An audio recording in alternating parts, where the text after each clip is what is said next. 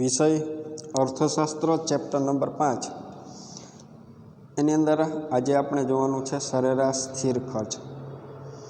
અગાઉના લેક્ચરની અંદર આપણે સ્થિર ખર્ચ, અસ્થિર ખર્ચ અને કુલ ખર્ચ તેનો અભ્યાસ કરેલો હતો। આજે આપણે જોશું સરેરાશ સ્થિર ખર્ચ। એની અંદર તો કે ભાઈ પેઢીના કુલ સ્થિર ખર્ચને કુલ ઉત્પાદનના એકમો વડે ભાગવાથી જે ખર્ચ મળે છે તેને સરેરાશ સ્થિર ખર્ચ કહે છે।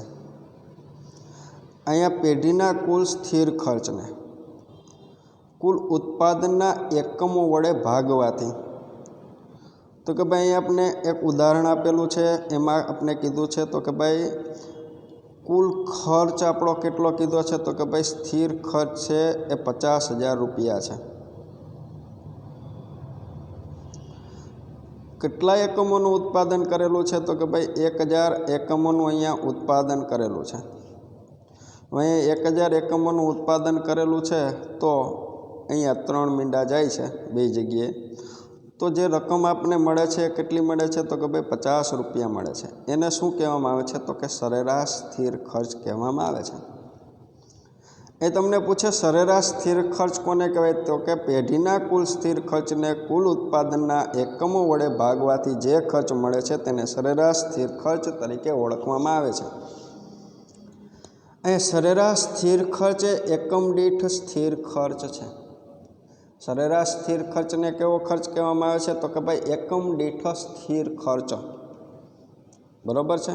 આ ખર્ચને શોધવા માટે નીચે મુજબ સૂત્ર છે, એની અંદર કીધું છે સરેરાશ સ્થિર ખર્ચ બરાબર કુલ સ્થિર ખર્ચ અને છેદમાં કુલ ઉત્પાદનના એકમો। હવે અહીં આપણે કીધું છે એએફસી। એએફસીનું પૂરું નામ શું થશે તો કે ભાઈ એવરેજ ફિક્સ્ડ કોસ્ટ। ટીએફસી એટલે કે ટોટલ ફિક્સ કોસ્ટ અને ટીપી બરાબર કુલ ઉત્પાદનના એકમો એટલે કે ટોટલ પ્રોડક્શન। ફરીથી એકવાર આપણે જોઈએ તો કે એએફસી એટલે એવરેજ ફિક્સ્ડ કોસ્ટ એટલે કે સરેરાશ સ્થિર ખર્ચ। ટીએફસી એટલે શું કીધું છે તો કે ભાઈ ટોટલ ફિક્સ્ડ કોસ્ટ અને ટીપી બરાબર ટોટલ પ્રોડક્શન, બરાબર છે। તો કુલ સ્થિર ખર્ચના છેદમાં કુલ ઉત્પાદનના એકમો એટલે આપણે શું મળશે તો કે ભાઈ સરેરાશ સ્થિર ખર્ચ મળશે। એક ઉદાહરણ અહીં આપેલું છે કે ભાઈ એક પેઢીનું કુલ સ્થિર ખર્ચ ₹50,000 છે અને 1000 એકમોનું પેઢી છે એ ઉત્પાદન કરે છે, તો કે ભાઈ આ સંજોગોની અંદર સરેરાશ સ્થિર ખર્ચ છે એ સૂત્રને આધારે આપણે શોધતા તો કે ભાઈ કુલ સ્થિર ખર્ચ અહીંયા કેટલું કીધું છે તો કે ભાઈ ₹50,000 કીધું છે અને ઉત્પાદનના એકમો કેટલા કીધા છે તો કે ભાઈ 1000 એકમો કીધા છે। અહીંયા 3 મીંડા છે કાઢી નાખતા, 3 મીંડા છે આપણે કાઢી નાખેલા છે, તો અહીંયા કેટલા રૂપિયા પ્રાપ્ત થાય છે તો કે ભાઈ ₹50 પ્રાપ્ત થાય છે। આપણા માટે સરેરાશ સ્થિર ખર્ચ છે, બરાબર છે। આગળ જોઈએ તો જેમ ઉત્પાદન વધે તેમ કુલ સ્થિર ખર્ચ વધુને વધુ એકમો વચ્ચે વહેંચાય છે, તેથી ઉત્પાદન વધતા સરેરાશ સ્થિર ખર્ચ ઘટતો જાય છે, માટે સરેરાશ સ્થિર ખર્ચની રેખા ઋણ ઢાળવાળી હોય છે। આપણે વિકલ્પ માટે યાદ રાખવાનું છે, શું યાદ રાખવાનું છે તો કે ભાઈ સરેરાશ સ્થિર ખર્ચની રેખાનો ઢાળ કેવો હોય છે તો કે ભાઈ ઋણ ઢાળ હોય છે। ઋણ ઢાળ કોને કહેવાય તો કે અહીંયા જો આપણે આ રીતે ઢાળ આપેલો હોત તો એને કેવો ઢાળ કહેવામાં આવે છે તો કે ભાઈ ઘન ઢાળ કહેવામાં આવે છે, અને અહીંયા આપણે આ રીતના ઢાળ આપેલો છે તો કે એને કેવો ઢાળ કહેવાશે તો કે ભાઈ આવી રીતે જે ઢાળ આપેલો હોય એને ઋણ ઢાળ તરીકે ઓળખવામાં આવે છે, બરાબર છે। તો અહીંયા અનુસૂચિ અને આકૃતિમાં ઉત્પાદન અને સરેરાશ સ્થિર ખર્ચ વચ્ચેનો સંબંધ છે તે દર્શાવી શકાય છે। એની અંદર આપણે જોઈએ તો કે ભાઈ ઉત્પાદનનું પ્રમાણ તો કે 10 એકમોનું છે, સ્થિર ખર્ચ તો કે ભાઈ 100 રૂપિયા છે। અગાઉ આપણે જોયું તેમ કે ઉત્પાદનના એકમોની અંદર વધારો થાય તો પણ સ્થિર ખર્ચની અંદર કોઈ પણ પ્રકારનો કાંઈ ફેર પડતો નથી, બરાબર છે। અહીંયા સ્થિર ખર્ચ ₹10 છે, કુલ સ્થિર ખર્ચ કેટલો આપ્યો છે તો કે ભાઈ ઉત્પાદનનું પ્રમાણ 10 એકમોનું આપ્યું છે, કુલ સ્થિર ખર્ચ ₹100 આપેલો છે, તો કે ભાઈ અહીંયા 100 ભાંગા કેટલા કરવા પડશે તો કે 10. કેટલા મળશે તો કે 10. બરાબર છે. બીજું આપણે જોઈએ તો અહીં આપણે કીધું છે કે ભાઈ ઉત્પાદનના એકમો છે કેટલા છે તો કે ભાઈ 20 છે. તો કે ભાઈ 20 ક્યાં આવશે તો કે છેદમાં આવશે. ઉપર કેટલા આવશે તો કે 100 આવશે. કેટલા થશે તો કે ભાઈ 5 થશે. એ જ રીતના અહીંયા પણ આપણે કીધેલું છે તો કે ભાઈ ઉત્પાદનના એકમો આપણે કેટલા કીધા છે તો કે ભાઈ 30. બરાબર છે. સ્થિર ખર્ચ કેટલો કીધો છે તો કે ભાઈ 100 આવશે. કેટલા તો કે ભાઈ 3.3 આવશે. અહીંયા તો કે એ જ રીતના કરતાં કેટલા આવશે 2.5 આવશે. અને 50ની અંદર કેટલા આવશે તો કે 0.2 આવશે. 0.2 આવશે એટલે કે 2 રૂપિયા આવશે. બરાબર છે. તો અહીંયા શું કીધું છે તો કે સ્થિર ખર્ચ માટે ઉત્પાદનના એકમોનું પ્રમાણ જેમ વધે તેમ સરેરાશ સ્થિર ખર્ચની અંદર ઘટાડો થતો જોવા મળે છે. બરાબર છે. અહીંયા આપણે જોઈએ તો ફરી એકવાર તો કે ભાઈ અહીંયા આપણે શું આપેલું હતું તો કે ભાઈ સૂત્ર આપેલું હતું. સૂત્રની અંદર કીધું હતું સરેરાશ સ્થિર ખર્ચ બરાબર કુલ સ્થિર ખર્ચ છેદમાં કુલ ઉત્પાદનના એકમો. તો અહીંયા આપણે આકૃતિ આપેલી છે એની અંદર આપણે કીધેલું છે કે ઊભી ધરી છે એને વાય ધરી કહેવામાં આવે છે. આડી ધરી છે તેને એક્સ ધરી તરીકે ઓળખવામાં આવે છે. બરાબર છે. તો અહીંયા આડી જે ધરી છે એની ઉપર આપણે ઉત્પાદનનું એકમોનું પ્રમાણ દર્શાવેલું છે અને ઊભી ધરી પર તો કે સરેરાશ સ્થિર ખર્ચ દર્શાવેલો છે. અહીંયા આપણે જોઈએ તો ઉત્પાદનના એકમોનું પ્રમાણ રૂપિયા, ઉત્પાદનનું પ્રમાણ 10 છે. તો ખર્ચ કેટલો થયો છે તો કે ભાઈ 100 રૂપિયા થયો છે. બરાબર છે. તો અહીંયા સરેરાશ ખર્ચ છે એ પણ કેટલો દર્શાવેલો છે તો કે ભાઈ 10 દર્શાવેલો છે. ઉત્પાદનના એકમોનું પ્રમાણ છે 20 થતાં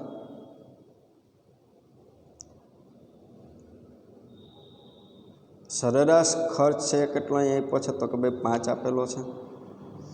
એ જ રીતના ઉત્પાદનના એકમોનું પ્રમાણ 30 થતાં કેટલું થઈ જાય છે તો કે ભાઈ 3.3 થઈ જાય છે અહીંયા. એ જ રીતના 2.5 થઈ જાય છે અને એ જ રીતના 2 થઈ જાય છે. બરાબર છે. તો અહીંયા એની સમજૂતી જોઈએ તો શું કીધેલું છે તો કે ભાઈ જેમ જેમ ઉત્પાદનનું પ્રમાણ વધતું જાય છે સરેરાશ સ્થિર ખર્ચ ઘટતું જાય છે. એ ઉત્પાદનનું પ્રમાણ વધે છે અને સરેરાશ સ્થિર ખર્ચ છે એ શું થતું જાય છે તો કે ઘટતું જાય છે. શા માટે તો કે જે 100 રૂપિયાનો ખર્ચ છે એ એકમ દીઠ વહેંચાઈ જાય છે. બરાબર છે. એટલા માટે સરેરાશ સ્થિર ખર્ચનું પ્રમાણ ઘટતું જતું આપણે જોવા મળશે. અહીંયા ઉપરયુક્ત આકૃતિમાં OX ધરી પર ઉત્પાદનનું પ્રમાણ અને OY ધરી પર સ્થિર ખર્ચ રૂપિયામાં દર્શાવેલ છે. અહીંયા ઉત્પાદન જેમ જેમ વધે છે સરેરાશ સ્થિર ખર્ચની રેખા ડાબી બાજુથી જમણી ઉપરથી નીચે તરફ જતી ઋણ ઢાળવાળી જોવા મળે છે. અહીં આપણે શું યાદ રાખવું પડશે તો કે ભાઈ સરેરાશ સ્થિર ખર્ચની રેખાનો ઢાળ કેવો હોય છે તો કે ભાઈ સરેરાશ સ્થિર ખર્ચની રેખાનો ઢાળ ડાબેથી જમણે ઉપરથી નીચે તરફ હોય છે. બરાબર છે. અહીં આપણે જોઈએ તો આપણા માટે ડાબી બાજુ તો કે અહીંયા છે અને જમણી બાજુ તો કે ભાઈ નીચે તરફ છે. એટલે એને કેવો ઢાળ કહેવામાં આવે છે તો કે ઋણ ઢાળ તરીકે ઓળખવામાં આવે છે. સરેરાશ સ્થિર ખર્ચ ઘટે છે પણ તે ક્યારેય શૂન્ય થતો નથી. બરાબર છે. તો અહીંયા સરેરાશ સ્થિર ખર્ચ છે તે પૂરો થાય છે. ફરીથી એકવાર સ્થિર ખર્ચની અંદર અભ્યાસ આપણે કર્યો હતો તો કે ભાઈ સ્થિર ખર્ચ આપણા માટે 100 છે અને 10 એકમોનું ઉત્પાદન છે. 100 ભાગ્યા 10 એકમો જે રકમ મળશે આપણે શું મળશે તો કે સરેરાશ સ્થિર ખર્ચ મળશે. બરાબર. હવે આપણે જોઈએ તો સરેરાશ અસ્થિર ખર્ચ એમાં તો કે ભાઈ પેઢીના કુલ અસ્થિર ખર્ચને કુલ ઉત્પાદનના એકમો વડે ભાગતા સરેરાશ અસ્થિર ખર્ચ મળે છે. એ પેઢીના કુલ અસ્થિર ખર્ચને ઉત્પાદનના એકમો વડે ભાગતા શું મળશે? તો કે સરેરાશ અસ્થિર ખર્ચ મળે છે. સરેરાશ અસ્થિર ખર્ચ એ એકમ દીઠ અસ્થિર ખર્ચ છે. તો કે સરેરાશ અસ્થિર ખર્ચ શું છે? તો કે ભાઈ એ એકમ દીઠ અસ્થિર ખર્ચ તરીકે ઓળખવામાં આવે છે. અહીં ઉત્પાદન ચાલુ રાખવું, ઉત્પાદન બંધ કરવું, વધારવું તે અંગેના નિર્ણયો લેવામાં સરેરાશ અસ્થિર ખર્ચ ઉપયોગી બને છે. તે પેજ નંબર 52 ઉપર આપને આપેલું છે. એની અંદર આપણે જોઈએ તો કે ભાઈ સરેરાશ સ્થિર ખર્ચ આપણે શોધવું છે. તો એના માટેનું સૂત્ર શું છે? તો કે સરેરાશ અસ્થિર ખર્ચ બરાબર કુલ અસ્થિર ખર્ચ છેદમાં કુલ ઉત્પાદનના એકમો. અગાઉ આપણે જોયું હતું તેમ. તો અહીંયા સ્થિર ખર્ચ કુલ અસ્થિર ખર્ચ હતો, અહીંયા શું છે? તો કે કુલ અસ્થિર ખર્ચ છે. અને અગાઉ શું હતું? તો કે ભાઈ કુલ સ્થિર ખર્ચ હતો, છેદમાં બંનેની અંદર કુલ ઉત્પાદનના એકમો છે. અહીંયા આપણે કીધું છે AVC એટલે કે એવરેજ વેરિયેબલ કોસ્ટ, TVC એટલે કે ટોટલ વેરિયેબલ કોસ્ટ, અને TP એટલે કે ટોટલ પ્રોડક્શન. એની અંદર એક ઉદાહરણની મદદથી સમજીએ. ધારો કે પેઢીનું કુલ અસ્થિર ખર્ચ 150 છે અને પેઢી છે 20 એકમોનું ઉત્પાદન કરે છે. તો આ સ્થિતિમાં સરેરાશ અસ્થિર ખર્ચ ઉપરના સૂત્રના આધારે ગણતા 150ના છેદમાં 20 મૂકતા 7.5 પ્રાપ્ત થાય છે.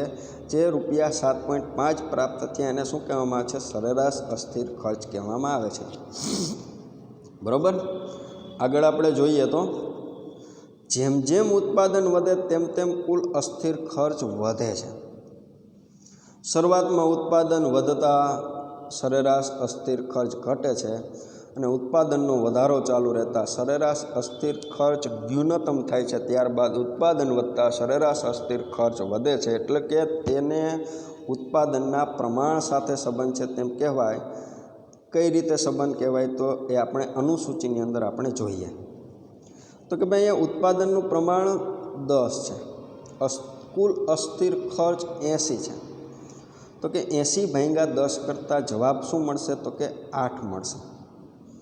હવે ઉત્પાદનનું પ્રમાણ 20 કીધું છે, કુલ અસ્થિર ખર્ચ છે એ 150 કીધો છે. તો કે 150 ભાગ્યા 20 કેટલા થશે? તો કે 7.5 થશે. હવે એ જ રીતના આપણે જોઈએ તો કુલ અસ્થિર ખર્ચ કેટલો કીધો? 210 કીધો. એને ભાગ્યા કેટલા કીધા? તો કે 30 કીધેલા છે. તો સરેરાશ અસ્થિર ખર્ચ કેટલો મળશે? તો કે ભાઈ 7 મળશે. એ જ રીતના 290 ભાગ્યા 40 કરશું તો કેટલા મળશે? 7.25 મળશે. અને 390 ભાગ્યા 50 કરશું તો 7.8 મળશે. 500 ભાગ્યા 60 કરશું તો 8.33 મળશે. અને 620 ભાગ્યા 70 કરશું તો 8.85 મળશે. અહીંયા આપણે શું કીધું હતું? તો કે શરૂઆતના તબક્કાની અંદર સરેરાશ અસ્થિર ખર્ચ છે તે ઘટતો જોવા મળશે. તો અહીંયા આપણે ખ્યાલ છે 30 એકમો સુધી સરેરાશ અસ્થિર ખર્ચ છે એ ઘટતો જોવા મળે છે. હવે 30 એકમો બાદ વધુ એકમોનું આપણે ઉત્પાદન કરીશું તો શું થશે? તો કે ભાઈ સરેરાશ અસ્થિર ખર્ચનું પ્રમાણ છે એ વધતું જતું જોવા મળશે. તો આ જે બાબત છે એ શું સૂચવે છે? તો કે આ જે બાબત છે એ આપણે એવું સૂચવે છે તો કે ભાઈ અહીંયા 30 એકમ કરતાં વધુ એકમોનું જો આપણે ઉત્પાદન કરીશું તો એકમ દીઠ જે ખર્ચ છે એ વધુ આવતો જોવા મળશે. એટલા માટે અગાઉ આપણે શું કીધું હતું? તો કે ભાઈ ઉત્પાદનની અંદર વધારો કરવો, ઉત્પાદનની અંદર ઘટાડો કરવો, કે ઉત્પાદન જેટલું છે તેટલું જ જાળવવું. એના માટે શું કરવું પડશે? તો કે ભાઈ સરેરાશ સ્થિર ખર્ચ છે એ આપણા માટે ઉપયોગી થાય છે.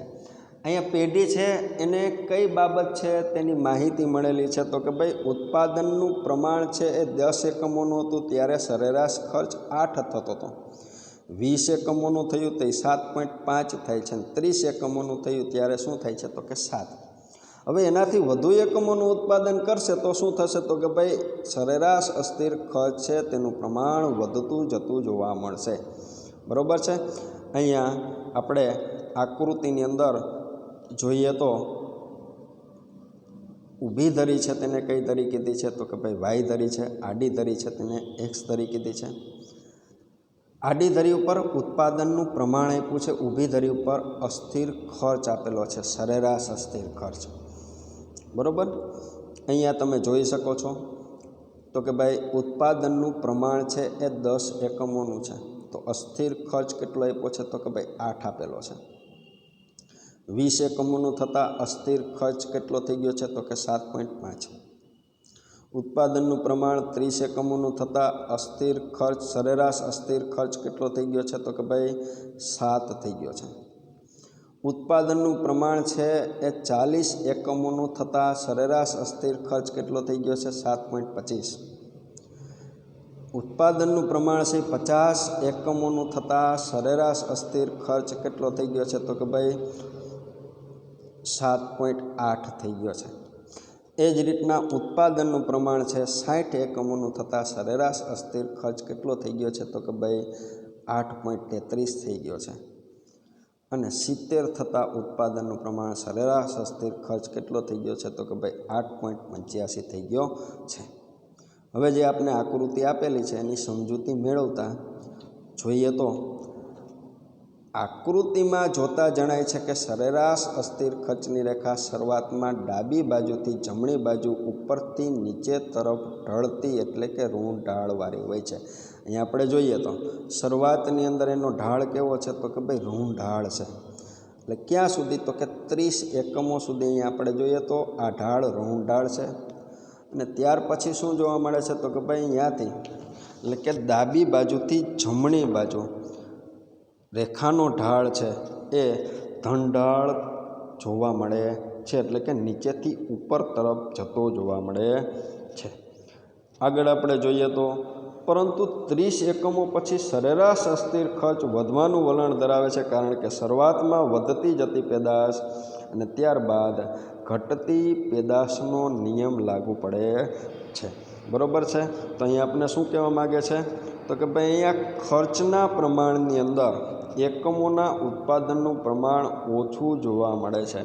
આ ખર્ચની અંદર જે રીતે વધારો થયો છે એ રીતના એકમોના ઉત્પાદનની અંદર જો વધારો થાય તો શું થતું જોવા મળશે? તો કે ભાઈ સરેરાશ અસ્થિર ખર્ચ છે એ ઓછો થતો જોવા મળે, પરંતુ અહીંયા એવી કોઈ બાબત છે એ આપણને જોવા મળેલી નથી. બરાબર. તો આગળ હવે આપણે જોઈએ તો સરેરાશ ખર્ચ આપેલો છે એમાં તો કે સરેરાશ ખર્ચને સરેરાશ કુલ ખર્ચ તરીકે પણ ઓળખવામાં આવે છે. સરેરાશ ખર્ચ એ એકમ દીઠ ખર્ચ છે જે આપણા માટે ઉપયોગી ગણાય છે. અહીંયા કુલ ખર્ચને ઉત્પાદનના એકમોથી ભાંગીને સરેરાશ ખર્ચ મેળવવામાં આવે છે, પરંતુ કુલ ખર્ચ એ કુલ સ્થિર ખર્ચ અને કુલ અસ્થિર ખર્ચનો સરવાળો છે. તેથી કુલ સ્થિર ખર્ચ પ્લસ કુલ અસ્થિર ખર્ચને ઉત્પાદનના એકમો વડે ભાગવાથી સરેરાશ ખર્ચ છે તે આપણે પ્રાપ્ત થાય છે. જે આપણે જોઈએ તો કે સરેરાશ ખર્ચ જોઈએ તો કે કુલ ખર્ચ આપ્યો છે છેદમાં કુલ ઉત્પાદનના એકમો આપ્યા છે. સરળ રીતે રજૂ કરેલું છે આપણે આ સૂત્ર. તો કે સરેરાશ ખર્ચ બરાબર સ્થિર ખર્ચ પ્લસ અસ્થિર ખર્ચ ભાંગ્યા કુલ ઉત્પાદનના એકમો. હવે અહીંયા આપણે જોઈએ તો એસી બરાબર તો કે ભાઈ એવરેજ કોસ્ટ, ટીસી બરાબર ટોટલ કોસ્ટ અને ટીપી બરાબર તો કે ભાઈ ટોટલ પ્રોડક્શન. તો અહીંયા અનુસૂચિની અંદર આપણે જોઈએ તો ઉદાહરણમાં તો કે ભાઈ અહીંયા ઉત્પાદનનું પ્રમાણ એકમની અંદર 1 2 3 4 5 6 7 કુલ ખર્ચ છે એ કઈ રીતે મળેલો હશે? તો કે સ્થિર ખર્ચ અને અસ્થિર ખર્ચનો સરવાળો છે એને કુલ ખર્ચ તરીકે ઓળખવામાં આવે છે. હવે કુલ ખર્ચ ભાંગ્યા એક એકમ એટલે 9 મળશે. કુલ ખર્ચ ભાંગ્યા ઉત્પાદનના એકમોનું પ્રમાણ એટલે કે 2, 16 ભાંગ્યા 2 એટલે કે 8 મળશે. 21 ભાંગ્યા 3 એટલે કે 7 મળશે. 28 ભાંગ્યા 4 એટલે 7 મળશે. 40 ભાંગ્યા 5 એટલે 8 મળશે. 54 ભાગ્યા 6 એટલે 9 મળશે અને 70 ભાગ્યા 7 એટલે 10 મળશે। કઈ રીતે શોધી શકાય છે કુલ ખર્ચ? ફરીથી એકવાર તમને કહું તો કે ભાઈ અહીંયા સરેરાશ સ્થિર ખર્ચ અને અસ્થિર ખર્ચ જે આપેલો છે એનો જે સરવાળો છે, બરાબર છે, સ્થિર ખર્ચ અને અસ્થિર ખર્ચનો જે સરવાળો છે એને કુલ ખર્ચ તરીકે ઓળખવામાં આવે છે અને એને ભાંગા જેટલા એકમોનું આપણે ઉત્પાદન કરી છે એને ભાગ્યે એટલા કરશું તો જે રકમ મળશે એ આપણા માટે સરેરાશ ખર્ચ ગણાશે, બરાબર।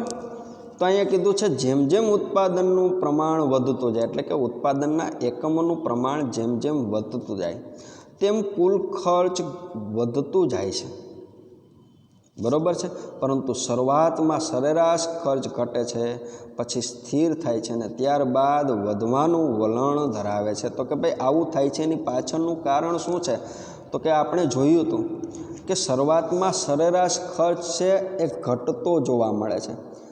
સરેરાશ ખર્ચ ઘટે છે એની પાછળનું કારણ શું છે? તો કે ભાઈ સ્થિર ખર્ચ તો જેમ જેમ ઉત્પાદનના એકમોનું પ્રમાણ વધતું જાય તેમ સરેરાશ ખર્ચ છે એ ઘટતો જોવા મળે છે। પરંતુ જે અસ્થિર ખર્ચ છે એની અંદર જેમ ઉત્પાદનના એકમોનું પ્રમાણ વધશે તેમ અસ્થિર ખર્ચની અંદર વધારો થતો જોવા મળશે, જેના પરિણામે સરેરાશ ખર્ચ છે એની અંદર પણ એ જ બાબત છે આપને જોવા મળશે। એટલે કે શરૂઆતના તબક્કાની અંદર સરેરાશ ખર્ચ ઘટશે અને પછી સરેરાશ ખર્ચની અંદર વધારો થતો જોવા મળશે। અહીંયા હવે આકૃતિની મદદથી આપણે જોઈએ તો કે ભાઈ આકૃતિની અંદર OX ધરી પર ઉત્પાદન અને OY ધરી પર ખર્ચ દર્શાવવામાં આવેલ છે।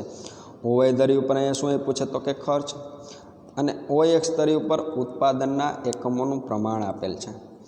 હવે શરૂઆતમાં ઉત્પાદન વધતા સરેરાશ ખર્ચ ઘટે છે, ઉત્પાદન વધ્યું છે એટલે અહીંયા શું થયું છે? તો કે ભાઈ ખર્ચની અંદર ઘટાડો થતો જોવા મળેલો છે, બરાબર છે। અને અમુક ઉત્પાદન પછી સરેરાશ ખર્ચ ઘટાડાની સરખામણીમાં સરેરાશ અસ્થિર ખર્ચનો વધારો વધી જાય છે ત્યારે કુલ ખર્ચ વધે છે। તો કે અહીંયા સ્થિર ખર્ચની અંદર તો ઘટાડો જ જોવા મળે, પરંતુ અસ્થિર ખર્ચની અંદર વધારો થતો હોવાના પરિણામે કુલ ખર્ચ છે એ વધતો જતો જોવા મળે છે અને સરેરાશ ખર્ચની રેખા યુ આકારની બને છે। અહીંયા તમને પ્રશ્ન પૂછે સરેરાશ ખર્ચની રેખાનો આકાર કેવો હોય છે? તો કે યુ આકાર હોય છે। આપણા માટે વિકલ્પ છે, ટૂંકો પ્રશ્ન છે।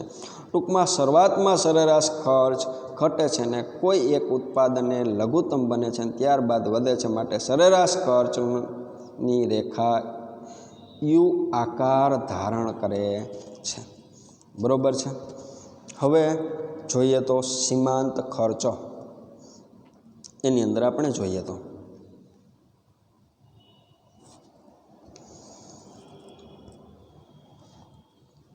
તો કે ભાઈ ઉત્પાદન વધારવામાં આવતા ખર્ચમાં પણ વધારો થાય છે। કુલ ઉત્પાદનમાં એક એકમનો વધારો અથવા ઘટાડો થવાથી કુલ ઉત્પાદન ખર્ચમાં જે ફેરફાર થાય તેને સીમાંત ખર્ચ કહેવામાં આવે છે। ટૂંકમાં વધારાનો એક એકમ ઉત્પન્ન કરવાથી કુલ ખર્ચમાં જે ફેરફાર થાય તેને સીમાંત ખર્ચ કહેવાય। દાખલા તરીકે જોઈએ તો આપણે 100 એકમોનું ઉત્પાદન કરીએ છીએ ત્યારે 1000 રૂપિયાનો ખર્ચ થયો। હવે આપણે 101 એકમનું ઉત્પાદન કરશું તો 1010 રૂપિયાનો ખર્ચ થશે। તો આપણા માટે આ એક એકમનું વધારાનું ઉત્પાદન કર્યું તો એના માટે વધારાનો ખર્ચ કેટલો થયો? તો કે ભાઈ 10 થયો।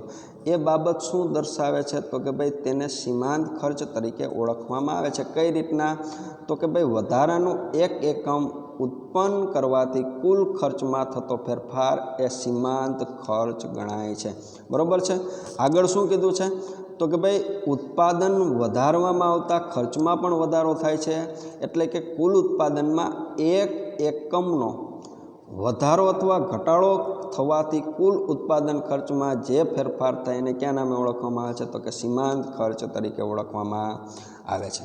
અહીંયા આપણે જોઈએ તો સૂત્ર આપેલું છે આપને એની અંદર તો કે આપણે n એકમના ઉત્પાદન ખર્ચ અને n-1 એકમોના ઉત્પાદન ખર્ચના તફાવત દ્વારા સીમાંત ખર્ચ MC મેળવવા સંજ્ઞાની રીતે નીચે મુજબનું સૂત્ર દર્શાવી શકાય છે. વહીવટી સરળતા ખાતર આપણે ડાયરેક્ટ અહીંયા જઈએ, એની અંદર આપણે જોઈએ તો શું કીધું છે તો કે ભાઈ પહેલાં એક એકમનું આપણે ઉત્પાદન કરતા હતા તો એ ખર્ચ કેટલો થતો હતો તો કે ભાઈ 9. અગાઉ કંઈ ખર્ચ હતો ને એટલે કેટલા રહેશે તો કે સીમાંત ખર્ચ 9 જ રહેશે. પરંતુ હવે આપણે 2 એકમોનું ઉત્પાદન કરીએ છીએ તો પહેલાં ખર્ચ 9 થતો હતો, બરાબર છે. હવે કેટલો ખર્ચ થાય છે તો કે 16. એટલે 16 માઇનસ કેટલા કરવાના થશે તો કે ભાઈ 16 - 9 કરશું ત્યારે આપણે જવાબ શું મળશે તો કે 7. એને કેવો ખર્ચ કહેવાશે તો કે સીમાંત ખર્ચ કહેવાશે. સમજાય છે? ફરીથી એકવાર આપણે જોઈએ તો કે ભાઈ અગાઉ એક એકમનું આપણે જ્યારે ઉત્પાદન કરતા હતા તો એ ખર્ચ કેટલો થતો હતો તો કે ભાઈ 9 થતો હતો. પરંતુ હાલમાં કેટલો ખર્ચ થાય છે તો કે 16. 16 - 9 કરશું તો કેટલા મળશે તો કે 7. એને શું કહેવાય તો કે સીમાંત ખર્ચ. એ જ રીતના 2 એકમોનું ઉત્પાદન કરતા હતા તો 16 ખર્ચ થતો હતો. હવે 3 એકમોનું ઉત્પાદન કરશું તો કેટલો ખર્ચ થશે તો કે 21. 21 - 16 એટલે સીમાંત ખર્ચ કેટલો એવો તો કે વધારાનું 1 એકમનું ઉત્પાદન કરવાથી 5 રૂપિયાનો ખર્ચ થાય છે. એ જ રીતના આપણે જોઈએ તો 4 એકમોનું ઉત્પાદન કરીશું એટલે કે વધારાનું પાછું 1 એકમનું ઉત્પાદન કરશું તો કુલ ખર્ચ 28 છે, પણ સીમાંત ખર્ચ 7 થાય છે. વધારાનું 1 એકમનું ઉત્પાદન કરશું તો કે ભાઈ 5 એકમનું ઉત્પાદન કરશું તો કુલ ખર્ચ 40 થાય છે, બરાબર છે. 40 - 28 તો કેટલા થશે તો કે સીમાંત ખર્ચ 12 મળશે. હવે અહીંયા જોઈએ તો ફરીથી એકવાર તો કે ભાઈ ઉત્પાદનનું પ્રમાણ છે એ 5 એકમથી 6 એકમનું કર્યું, ખર્ચ 54 થશે. 54 - 40 કરશું તો 14 મળશે.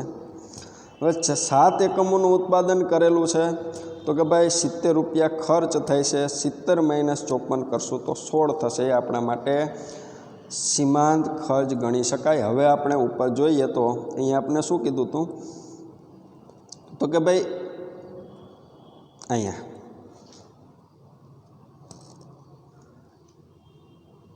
21 - 16 એટલે સીમાંત ખર્ચ શું મળેલું છે તો કે ભાઈ 5 મળેલું છે.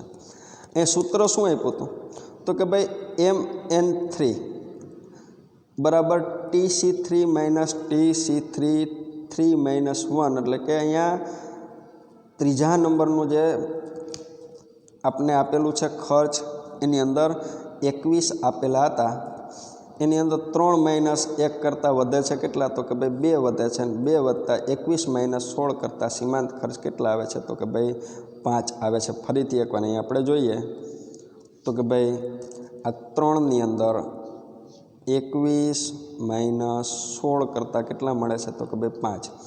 એ જ રીતના અહીંયા આપણે જોઈએ તો અહીંયા 16 - 9 કરશું તો કેટલા મળશે તો કે 7.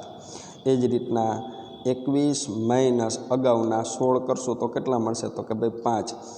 એ જ રીતના આપણે જોઈએ તો 28 - 21 કરશું તો કેટલા મળશે તો કે ભાઈ 7 મળશે. 40 - 28 કરશું તો કેટલા મળશે તો કે ભાઈ 12 મળશે. 54 - 40 કરશું તો કેટલા મળશે 14 મળશે. અને 70 - 54 કરશું તો કેટલા મળશે તો કે 16 મળશે. આ જે ખર્ચ છે એને સીમાંત ખર્ચ તરીકે ઓળખવામાં આવે છે, બરાબર છે. આગળ આપણે એની આકૃતિ આપેલી છે. આકૃતિની અંદર શું કીધું છે અગાઉ તો કે ભાઈ વાય ધરી ઉપર સીમાંત ખર્ચ રૂપિયામાં આપ્યો અને એક્સ ધરી ઉપર ઉત્પાદનના એકમોનું પ્રમાણ છે તે દર્શાવેલું છે, બરાબર. તો અહીંયા આપણે જોઈએ તો શરૂઆતના તબક્કાની અંદર સીમાંત ખર્ચનું જે પ્રમાણ છે એ ઘટતું જાય છે, અને જેમ જેમ ઉત્પાદનના એકમોનું પ્રમાણ વધતું જાય છે એમ સીમાંત ખર્ચનું પ્રમાણ છે એ પણ વધતું જતું જોવા મળે છે. સમજૂતી મેળવીએ તો અહીંયા તો કે આકૃતિમાં દર્શાવ્યા મુજબ કુલ સરેરાશ ખર્ચની જેમ જ શરૂઆતમાં સીમાંત ખર્ચ ઘટે છે, પરંતુ અમુક સમય બાદ તેમાં વધારો થાય છે, કારણ કે ઉત્પાદન વધતા આરંભમાં કુલ અસ્થિર ખર્ચ ઘટતા દરે વધે છે. અને અમુક બિંદુ પછી વધતા દરે વધે છે. બરાબર છે. અહીંયા શું થશે તો કે ભાઈ પ્રારંભની અંદર કુલ અસ્થિર ખર્ચ ઘટતા દરે વધે છે. એટલે કે ભાઈ અસ્થિર ખર્ચ છે એની અંદર શું થતું હશે તો કે ભાઈ ઉત્પાદનના એકમોનું પ્રમાણ ઓછું હશે, ઉત્પાદનના એકમોનું પ્રમાણ વધતું હશે પણ ખર્ચ ઓછો થતો હશે. એટલા માટે શું થાય તો કે અસ્થિર ખર્ચ ઘટતો હશે. અને અમુક બિંદુ પછી શું થશે તો કે ભાઈ જેટલા એકમોનું ઉત્પાદન વધે છે એના પ્રમાણમાં અસ્થિર ખર્ચની અંદર વધારો થતો હશે. એટલા માટે અહીંયા શું કીધું છે તો કે ભાઈ અહીંયા અમુક બિંદુ પછી વધતા દરે વધારો થતો જોવા મળશે. તેથી શરૂઆતમાં ઉત્પાદન વધતા સીમાંત ખર્ચ ઘટે છે અને અમુક બિંદુ પછી વધતું જોવા મળે છે. આકૃતિમાં સીમાંત ખર્ચની રેખા હોકી સ્ટીક આકારની હોય છે. આપણા માટે વિકલ્પ પૂછે તો કે ભાઈ સીમાંત ખર્ચની રેખા કેવી હોય છે તો કે ભાઈ હોકી સ્ટીક આકારની હોય છે. ત્રીજા એકમ સુધી સીમાંત ખર્ચ ઘટે છે તેથી સીમાંત ખર્ચની રેખા ઋણ ઢાળવાળી હોય છે. અને ત્રીજા એકમ પછી ઉત્પાદન વધતા સીમાંત ખર્ચ વધે છે અને પરિણામે સીમાંત ખર્ચ રેખા ધન ઢાળવાળી બને છે. બરાબર છે. તો અહીંયા આપણે જોયું તો એમ આ લેક્ચરની અંદર આપણે સીમાંત ખર્ચનો અભ્યાસ કરેલો છે, સરેરાશ અસ્થિર ખર્ચનો અભ્યાસ કરેલો છે, સરેરાશ ખર્ચનો અભ્યાસ કર્યો છે, સરેરાશ અસ્થિર ખર્ચનો અભ્યાસ કર્યો છે અને સરેરાશ સ્થિર ખર્ચનો પણ અભ્યાસ કરેલો છે. સરેરાશ સ્થિર ખર્ચ માટેનું સૂત્ર ફરી એકવાર કુલ સ્થિર ખર્ચ છેદમાં કુલ ઉત્પાદનના એકમો. આગળ તો કે ભાઈ સરેરાશ અસ્થિર ખર્ચ માટેનું સૂત્ર શું કીધું છે તો કે ભાઈ કુલ અસ્થિર ખર્ચ છેદમાં કુલ ઉત્પાદનના એકમો.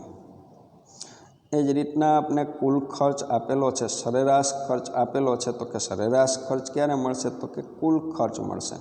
કુલ ખર્ચ ક્યારે મળે તો કે સ્થિર ખર્ચ અને અસ્થિર ખર્ચનો સરવાળો છેદમાં કુલ ઉત્પાદનના એકમો.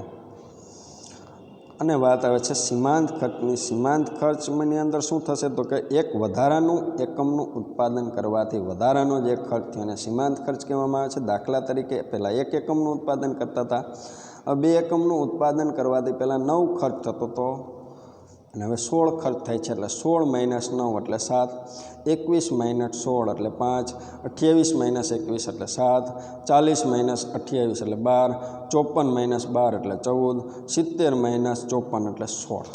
બરાબર છે. અહીંયા સીમાંત ખર્ચ છે તેનો અભ્યાસ છે તે આપણે પૂર્ણ કરીએ છીએ. હવે સરેરાશ ખર્ચ અને સીમાંત ખર્ચ વચ્ચે શું સંબંધ છે તેનો આપણે અભ્યાસ છે એ આવતા લેક્ચરની અંદર કરીશું. અહીંયા આપણો લેક્ચર છે તેને પૂર્ણ કરીએ છીએ.